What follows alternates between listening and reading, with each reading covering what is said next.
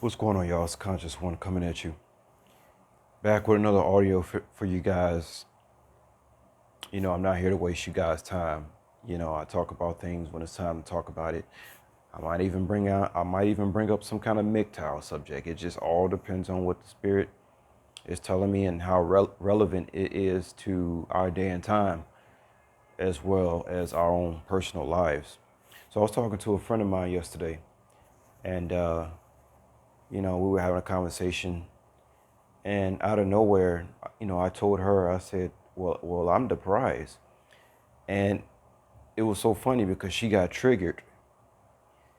And this friend of mine, she gets triggered very easily. Like you could say a word and it just triggers her because maybe it reminds her of a, a guy in a previous relationship that might have said something to her that got her upset, or who knows. Got a lot of trigger words out here, folks. Be careful how you use your words with people, especially women.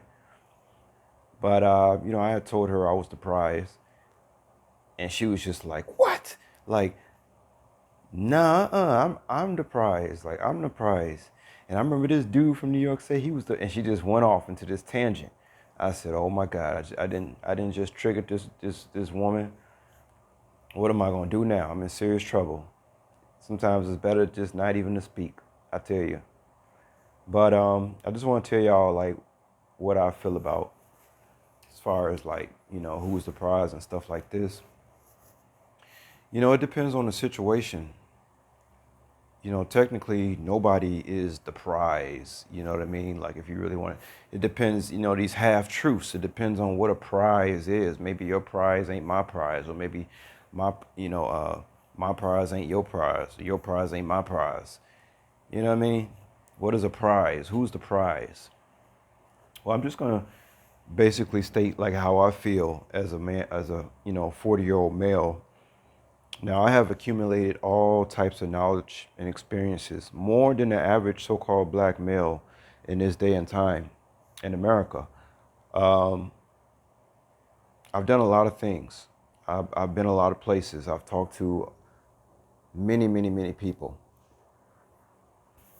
And then I look at the fact of how I take care of my body. I take care of my mind, my knowledge on supplements, nutrition.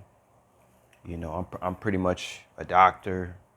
I'm like a doctor, a lawyer, a teacher, a nutritionist, a bartender, a traveler, a psychiatrist.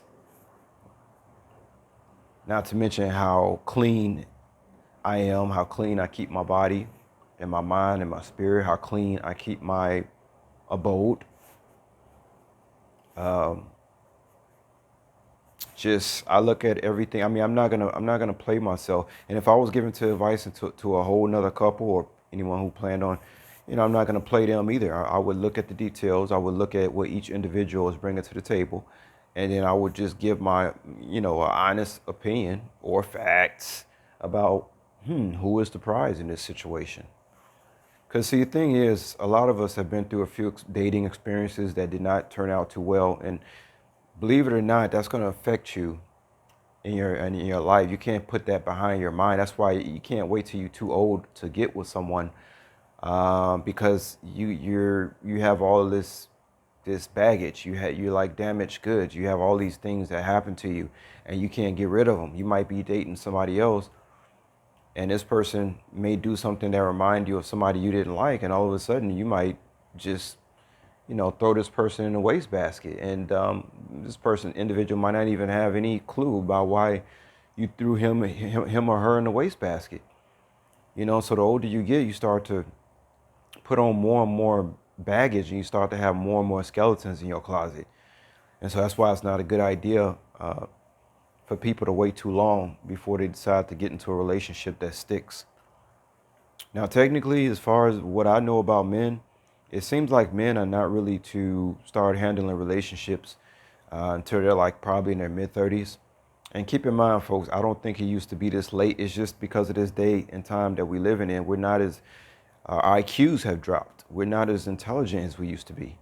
So, yeah, I think the it used to be 25 for men. Now it's 35. A man is not really mature until he's like 35 now. For women, I really can't say, but I do know that theirs has been delayed just like the guy has. So it's really no different. So just saying that, as far as who was the prize, yeah, I feel like I'm a prize. How can I not feel like I'm a prize? I look at what other men are doing out here. Sometimes when I'm driving down the street or I'm going in and out of places, I just look at men. I say, today I'm going to look at all the men that I walk past. And let me tell you, ladies, your selection is very limited. Very limited. Okay? As a matter of fact, I do feel sorry for women. Your selection is extremely limited. You cannot be too picky. When you find a decent man, I would warn you, don't be too picky now, because the selection that you have, that I see out here in these streets, in these places of business, whoo wee, man, some of these guys, I mean, wow. I would feel sorry if some woman ended up with some of these dudes out here I be seeing, whether because his pants hanging down or outrageous tattoos, or he a little crazy, or he don't make no money, or he's jobless, or he's not responsible, or he's got this stupid look on his face, or he is stupid, or he's feminine, or he's too overly masculine. I mean, ladies, when it comes to a man, let me tell you, when it comes to a guy being level-headed and even killed, it, good luck with that, ladies. It is very few of them out here. Probably out of every 100 guys you walk past, ladies, there's probably only going to be like 4 or 5 of them that's even worth dating. I'm just going to be straight up honest with you. I observe people. This is what I do, and I'm not being biased. I look at the feminine side of perspective, and the masculine side. And I say, oh my God. I say, these ladies, and some ladies have tried to be picky with me, and I just laugh at them because I know what's out here, and they're so used to simping all over them, that I come around and I'm not no simp. And then again, if the woman does not have any self-esteem, she's going to be so used innately to guys simping over her, that the guy that's not simping over her, she's just not going to know how to deal with that kind of energy. You see, you got to have your own self-esteem. As far as my opinion on like women being a prize, women were like totally 100% the prize back in the day when the man brought home all the bacon and she stayed home and made food and made dinner and took care of the children and took care of the chores, and the man went out and worked, blood, sweat, and tears, and he brought home all the money. I recently saw a video. A guy, he had made $12,000 a month in DoorDash. I said, wow. The most I could ever make in a month is 6,000 because of the traffic here in New York City. Now, is $6,000 enough to say I bring home the bacon? Yeah, I think so. I think so. $6,000, you could even afford an apartment in New York City. Well, maybe not in New York City. 6,000 ain't enough, but 6,000 will be enough in a place like Vegas. 6,000 would be enough in a place like Florida. 6,000 in a month would be enough in a place like Texas. And so ever since women got into the workforce, which was not even too long ago, when you talk about the 1950s, technically that's not even that long ago. You know what I mean? It's not long. Women are still new to the workforce, and since they have been taken out of the workforce, taken out of the home and put into the workforce, they have gone like a Price is Right. They like the consolation prize. They're not the main prize anymore. They're not that new car. They're like the cookware set now. That cast iron cookware set. Yeah, it's expensive. Yeah, it's nice, but it's the consolation prize. It's not the prize. Um, I mean, I'm just keeping it real. And again, I'm trying to be, how you say, I'm trying to be biased and stuff like this, or not biased. And it's hard for me to say to me, a woman being a prize is like a woman who's not trying to compete with me and who allows me to be the man in my household. Um, that's a woman that's a prize. But a woman that's gonna not want to help me, like the Bible said, a woman's supposed to help a man. Well, most of the women out here today are trying to help themselves. They're not trying to help no man, all right, for various reasons. I mean, I'm just keeping it real, y'all. Did or did not the Bible say a woman's supposed to help a man? Okay, so me personally, I don't need a woman's help as far as paying a mortgage, because you know what? As long as you don't own no land, guess what? You don't own that house. So to me, women are wasting a lot of energy being in the workforce, and they're being used by the system when you're not really, and they claim that they're helping a man that way, but you're not really helping me by working. I need you. I mean, you can work. I don't care if you work. That's fine.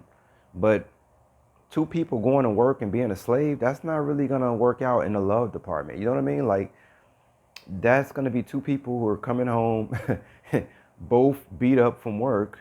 Not that I'm beat up, because I'm not, but you hitting, it's like you hitting the same energies coming home. That's just not going to work. You see, somebody, I mean, the woman, she has to like being a woman. She has to like being at home. She has to like cooking. I'm talking about, in order for me to, like, what I consider a woman being a prize, she has to like doing woman things. This today's modern woman wants to put on a pair of jeans and go work like a man. That's not the prize. That's not my prize. It may be some guy's prize. That's not my prize. My woman that's a prize don't be wearing jeans all the time, and don't be trying to. She's helping me. She's not competing with me. She's helping me. You see what I'm saying, folks? I hope y'all resonate with what I'm saying. I hope I'm not sounding like uh, you know, how you say, sexist in any ways, because I'm not a sexist individual. I'm just saying what do I consider personally, my opinion on what woman I would consider a prize. It would be a woman that's actually helping me be the better man so that I can be better for her. You see, not competing with me and doing the same thing that I'm doing. That's just not going to work. Now, would I care if a woman made more than me? It depends. It depends. Rarely do you find a woman that makes more than a man where she's still being feminine. I'm just going to put it like that. It's just rare. The man has an ego. Y'all ladies are familiar with that. Man has an ego. He has to feel like he's the man. And it feels good for him to take care of it, because we look at it like this, like, wow, y'all had a baby. Y'all win pretty much every argument, because you can't win no argument with a woman. Then you go to work and you make money. It's like, what am I? Just chopped liver? You know what I mean? Like, the man has to feel like he's contributing somehow. So that's why it's very difficult when a woman is making more than a man for there to be this positive energy going on. You see, most women, if she make just as much as a man, or even more, she wants to take control of the house. She wants to be the head of the household. And I don't blame her, because she's like, look, I had the child. I make more money than you. Hell, I might even be smarter than you. And she's not gonna respect the man. So that's what I'm saying. But that's about all I want to say. It is, to be the prize. To be the prize, or the prize. Technically, nobody is the prize.